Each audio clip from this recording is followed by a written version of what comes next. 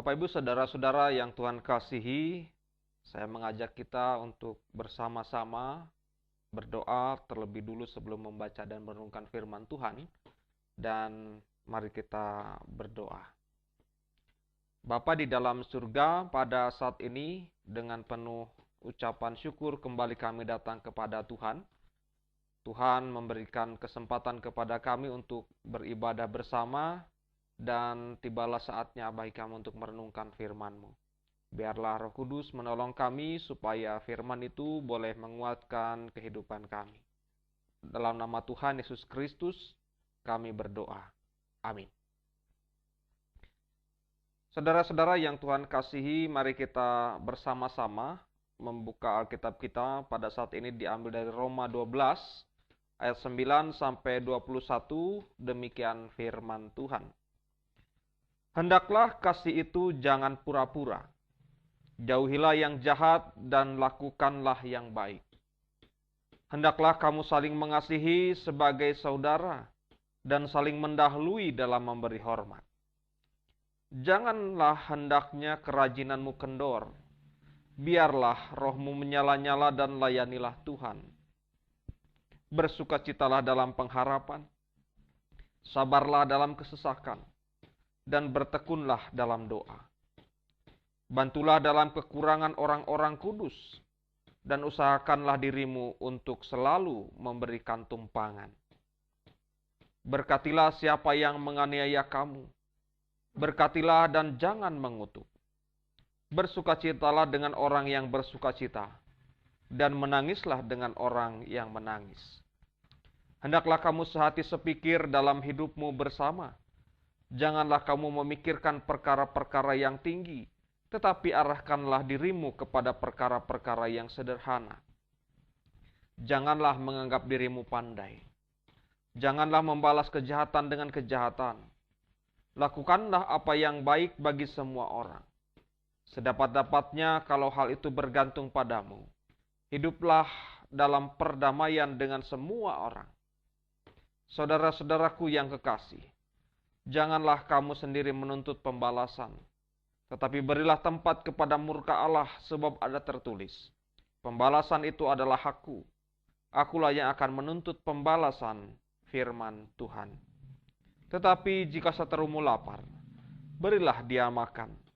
Dengan berbuat demikian, kamu menumpukan bara api di atas kepalanya. Janganlah kamu kalah terhadap kejahatan, tetapi kalahkanlah kejahatan dengan kebaikan.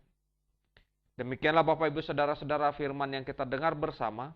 Berbahagialah setiap orang yang mendengarkan firman Tuhan, memelihara dan melakukan dalam hidupnya.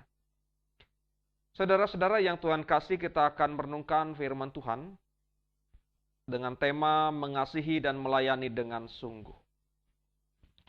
Bapak Ibu saudara-saudara yang Tuhan kasihi, inilah contoh kasih yang pura-pura. Kasih yang pura-pura adalah kasih yang membungkus segala motivasi yang terselubung, keinginan-keinginan daging dan berbagai kejahatan lainnya, dengan perbuatan baik atau dengan sikap seolah-olah baik. Kasih yang pura-pura adalah kasih yang ditunjukkan kalau ada maunya, ada pamrih, bahkan sekedar karena terpaksa saja. Tidak dari dalam hatinya. Saudara-saudara yang Tuhan kasih, jika kita ditanya apakah ada kasih yang pura-pura dalam hidup kita, jawabannya tentu ada. Sebab Alkitab pun mengatakan demikian. Ada bentuk-bentuk kasih yang pura-pura dalam kehidupan jemaat. Bahkan ketika Paulus mengunjungi jemaat di Roma, ia merasa perlu untuk mengingatkan para jemaat di sana akan bahayanya kasih yang pura-pura. Paulus menasihati akan hal ini. Tentu artinya hal ini semacam peringatan bagi kehidupan jemaat di Roma. Dan sebagai jemaat di Roma, saudara-saudara, mereka diajak untuk mengerti tentang bagaimana bentuk kasih yang sesungguhnya. Kasih tidaklah hanya cukup berpura-pura, hanya berupa ucapan mulut atau nampak di depan saja, tetapi tidak disertai oleh bentuk tindakan yang nyata. Dan sebagian dari kita mungkin pada hari ini masih melakukan hal yang seperti itu. Oleh karena itulah pesan Rasul Paulus tetap relevan dan penting bagi kita untuk kita ketahui dan renungkan. Paulus mengingatkan jemaat dengan pesan seperti yang tertulis dalam bacaan kita hari ini. Hendaklah kasihmu itu jangan pura-pura. Jauhilah yang jahat, lakukanlah yang baik. Kalau mengasihi hendaknya tulus. Hindari yang jahat dan perbuatan yang tidak baik. Demikianlah kata Paulus. Kenapa? Sebab kasih seperti itulah yang ditunjukkan Tuhan kepada kita. Sebuah kasih yang tidak mencari kepentingan sendiri, tetapi kasih yang peduli, yang tidak kenal batas dan berisi pengorbanan. Tuhan sudah melakukan kasih seperti itu kepada kita. Jadi alangkah memalukannya jikalau kita masih tidak menyadari dan merasa boleh melakukan kasih bukan dengan cara Allah tetapi secara pribadi, bahkan secara palsu. Nah, saudara-saudara yang Tuhan kasih, jika demikian, bagaimana sebenarnya bentuk-bentuk kasih yang sesungguhnya yang tidak pura-pura ini? Disinilah Bapak Ibu Saudara-saudara Paulus menyebutkan sederetan bentuk kasih yang sungguh-sungguh dengan rangkaian ayat selanjutnya dalam perikop yang sama yang kita baca tadi. Yang pertama, saudara-saudara, Rasul Paulus mengatakan hendaklah kita saling mengasihi sesama saudara atau sebagai saudara dan saling mendahului dalam memberi hormat. Saling mendahului memberi hormat. Artinya kita jangan menunggu orang lain untuk bertindak, untuk menghormati kita. Tetapi hendaknya kita lebih dulu menghormati orang lain. Yang kedua, saudara-saudara, bekerjalah dengan rajin, jangan malas. Bekerja untuk Tuhan dan semangat dari Roh Allah. Nah, saudara-saudara yang Tuhan kasih, bekerja dengan rajin. Ini seringkali menjadi alasan bagi kita untuk kemudian mengatakan tidak ada kesempatan. Padahal saudara-saudara, kesempatan selalu ada. Setiap orang diberikan waktu dan kesempatan yang sama. Dan kiranya kita bisa memahami itu. Bisa menggunakan kesempatan yang ada untuk bekerja sesuai dengan kemampuan yang kita miliki. Yang berikutnya, saudara-saudara, Paulus katakan tetap bersukacita dalam pengharapan dan sabar dalam kesesakan dan terus berdoa dengan tekun. Karena saudara-saudara yang Tuhan kasih, Paulus menyadari bahwa hidup ini berada di dalam sebuah perjuangan yang tidak mudah. Kadang diliputi rasa ketidaksukacitaan. Tapi Paulus katakan tetaplah bersukacita sebab kita punya pengharapan di dalam Tuhan. Yang berikutnya, saudara-saudara, Paulus katakan bantulah orang-orang yang dalam kekurangan. Beri mereka tumpangan dengan keramahan dan dengan senang hati. Inilah wujud dari kepedulian kita kepada orang lain. Memberikan pertolongan kepada orang yang membutuhkan adalah wujud dari keramahan yang diajarkan oleh Tuhan kepada kita. Yang berikutnya, saudara-saudara, Paulus mengatakan berkati orang-orang yang jahat kepada kita. Jangan mengutuk mereka. Kenapa saudara-saudara demikian? Karena ketika kita kemudian memberkati orang-orang yang jahat kepada kita, maka kita akan mendapatkan berkat dari Tuhan. Demikian juga firman Tuhan berkata, ampunilah dosa sesamamu, maka dosamu juga akan diampuni. Yang berikutnya, saudara-saudara, Paulus mengatakan, turutlah bersukacita dengan orang yang bersukacita, dan menangislah dengan orang yang sedang menangis. Ini menunjukkan sikap berbagi rasa dengan tulus, atau sikap tenggang rasa yang harus kita lakukan di dalam kehidupan kita. Artinya, saudara-saudara yang Tuhan kasih, jika ada orang yang bersukacita, tetaplah syukur itu disampaikan di dalam Tuhan. Dan bila ada orang yang berduka cita, yang menangis, maka hendaklah kita saling menguatkan satu dengan yang lain. Yang berikutnya, saudara-saudara, Rasul Paulus mengatakan jangan sombong, merasa diri lebih pintar dari yang lain. Tetapi sesuaikan diri kita dengan orang lain dan hiduplah dalam kerukunan. Inilah yang diajarkan oleh Rasul Paulus. Karena kesombongan adalah akar dari kehancuran. Yang berikutnya, saudara-saudara, jangan membalas kejahatan dengan kejahatan. Tetapi fokuslah melakukan hal yang baik. Ini juga menggambarkan betapa kejahatan tidak akan selesai jika dibalas dengan kejahatan. Seperti api tidak akan padam jika dibalas dengan api, tetapi harus dibalas dengan air. dibalas dengan kesejukan, dibalas dengan kebaikan. Yang berikutnya saudara-saudara, Paulus mengatakan hiduplah dalam damai. Bukan hanya dengan sesama saudara seiman, tetapi juga dengan semua orang. Kenapa saudara-saudara dikatakan demikian? Karena hidup kita bukan hanya dengan sesama saudara seiman. Hidup kita juga ada orang lain di sana. Ada orang-orang yang ada di sekitar kita. Dan hidup damai itu harus kita ciptakan di tengah-tengah mereka juga. Yang berikutnya saudara-saudara, Paulus katakan demikian. Jangan hidup dengan keinginan untuk membalas dendam. Kenapa demikian? Karena hal membalas dendam itu adalah hak Allah, bukan hak kita. Hak kita adalah menyampaikan pergumulan hidup kepada Tuhan, kepada Allah, dan Allah yang akan bertindak untuk menyelesaikan apa yang menjadi beban dalam kehidupan kita, yang menjadi bagian Allah, bukan bagian kita.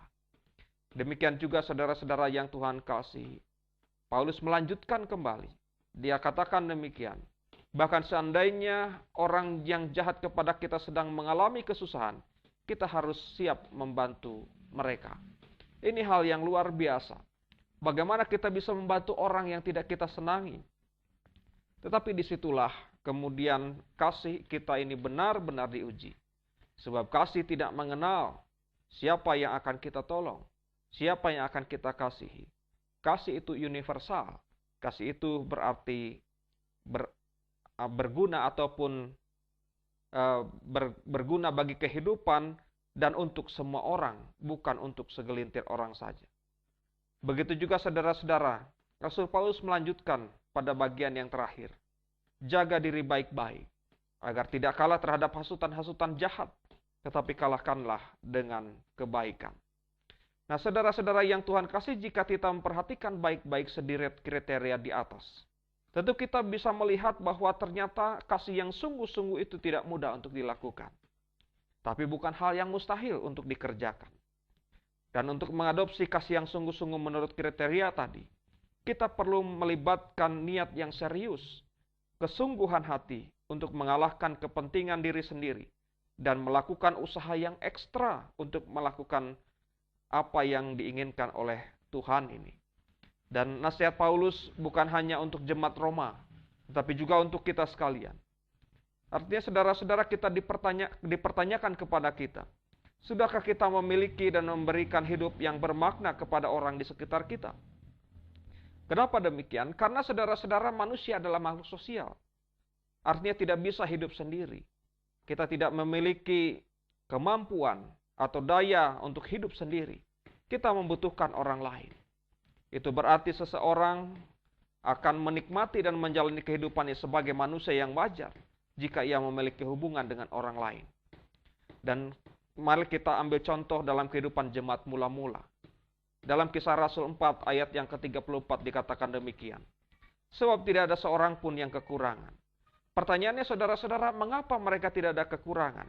Karena rupanya saudara-saudara yang Tuhan kasih dalam kehidupan jemaat yang mula-mula, mereka semua saling memperhatikan, saling membantu, saling memaafkan. Bahkan tidak ada seorang pun yang merasa lebih daripada yang lain. Semua dipandang sama. Nah, saudara-saudara yang Tuhan kasih, mereka memperhatikan kebutuhan satu dengan yang lain.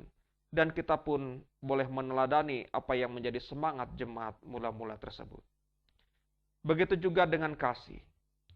Kasih saudara-saudara yang Tuhan kasih hendaknya jangan pura-pura. Dalam hidup yang saling mengasihi, saudara-saudara, umat Allah dapat menjalankan berbagai tugas panggilannya dengan baik. Bisa menghasilkan buah yang baik jika kasih itu memang tidak pura-pura kita kerjakan dalam hidup ini. Kita sebagai umat Allah mesti menempatkan hal saling mengasihi sebagai ciri khas kehidupan orang Kristen. Jikalau tidak, maka sebenarnya kita sedang merusak apa yang diajarkan oleh Tuhan selama ini. Dan ketika kita berusaha untuk memahami, mengerti apa yang disampaikan Paulus tentang hidup dalam kasih di sini, tentu lebih mudah daripada kemudian melaksanakannya. Tapi inilah tantangannya. Tuhan sudah mengatakan bahwa apa yang kita kerjakan hendaknya dikerjakan, tidak sendirian tetapi bersama dengan Dia. Serahkanlah bebanmu yang berat, maka Aku akan memberikan keringanan kepadamu. Bapak Ibu saudara-saudara yang Tuhan kasih, jika itu belum menjadi bagian dari hidup kita, maka marilah saudara-saudara pada pekan ini, kita mengembangkan kasih yang sungguh-sungguh, bukan kasih yang pura-pura. Dan sebagai orang yang percaya kepada Kristus, kita tidak punya pilihan lain untuk hidup di dalam kasih. Sebab kasih itulah yang diinginkan oleh Tuhan. Semoga kita sekalian tidak hanya pandai berbicara, tetapi kita memahami dan melakukan serta tinggal di dalam kasih Tuhan. Kiranya Tuhan memberkati dan memampukan kita sekalian. Amin.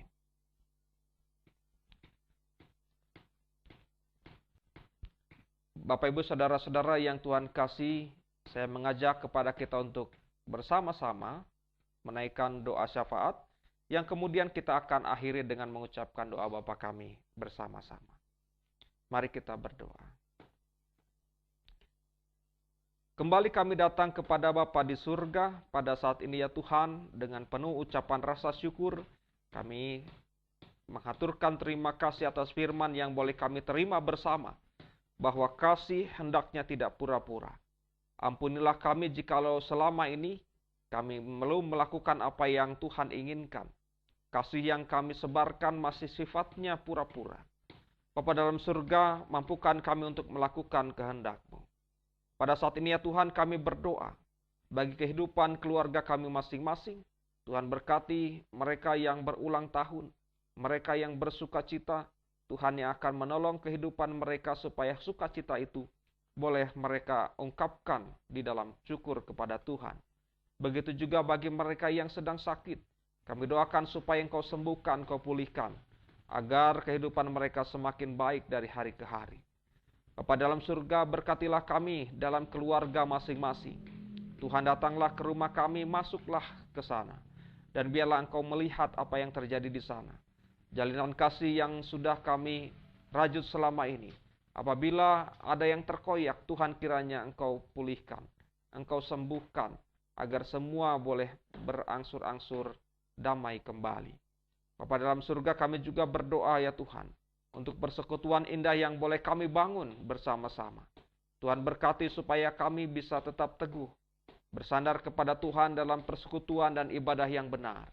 Karena itu ya Bapa, kiranya Kau kuatkan kami, supaya saling menghargai, menghormati, mendoakan satu dengan yang lain dalam persekutuan kami.